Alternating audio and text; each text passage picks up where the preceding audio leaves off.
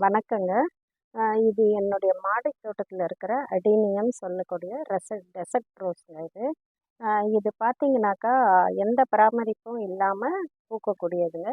இதில வந்து நான் ஒரு 35 கலர் வந்து நான் வச்சிருக்கேங்க. இப்ப இது பாருங்க, எவ்வளோ அழகான ஒரு இது பாருங்க.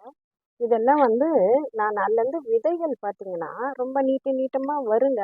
அதை எடுத்து நம்ப ஊனி வச்சாலே போதும். இதெல்லாம் நான் விதை போட்டு தாங்க வந்தது. 35 விதமான கலர் வச்சிருக்கேன். இப்போ மழையில புயல் போட்டு கூட 2 தொட்டி உடஞ்சிருச்சு என்னது. கீழ விழுந்து உடஞ்சிருச்சு. நான் பத்திரமா தான் வச்சிருந்தேன். அப்போடியும் உடஞ்சிருச்சு.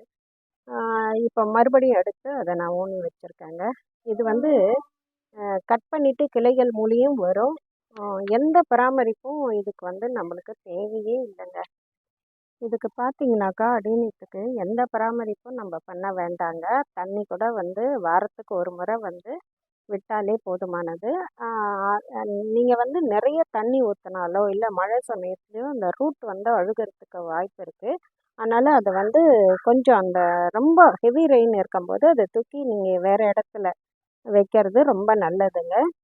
இதில பார்த்தீங்கன்னாக்கா, கலர் வந்து பார்த்தீங்கன்னா, ஒரே ஒரு கலர் தாங்க. ஆனா, அது கிராஃப்டிங் முறையில பல கலருங்கள வந்து உருவாக்குறாங்க. நம்ப இப்போ இதுலேருந்து இந்த மாரி ஒரு கலர்லேருந்து ஒரு விதை கிடைச்சது அப்படின்னு வச்சுக்கோங்க. நீங்க வந்து அத நட்டு வைக்கும்போது, அது என்ன கலர்ல வரும் அப்படின்னு சொல்ல முடியாதுங்க. அதே கலர்லயும் வரலாம், மாறியும் வரலாம். அதனால வந்து இதே கலர் தான் நீங்க எதிர்பார்க்க வேண்டாம். மத்தபடி வந்து அடேனியத்தில வந்து பல கலர்ல கிடைக்குது. நானும் வந்து 35 கலர் வச்சு அழகா வந்து பராமரிச்சுட்டு வரேன். தொட்டிங்கள்ல வந்து வால்ல தான் வச்சிருக்கேன். நீங்க தண்ணி ஊத்துறது மத்த இதெல்லாம் வேண்டாம். அழகா பூத்து மனச மகிழ்விக்கக்கூடிய அடேனியம் வந்து நீங்களும் உங்க வீட்ல அழகா வளர்க்கலாங்க.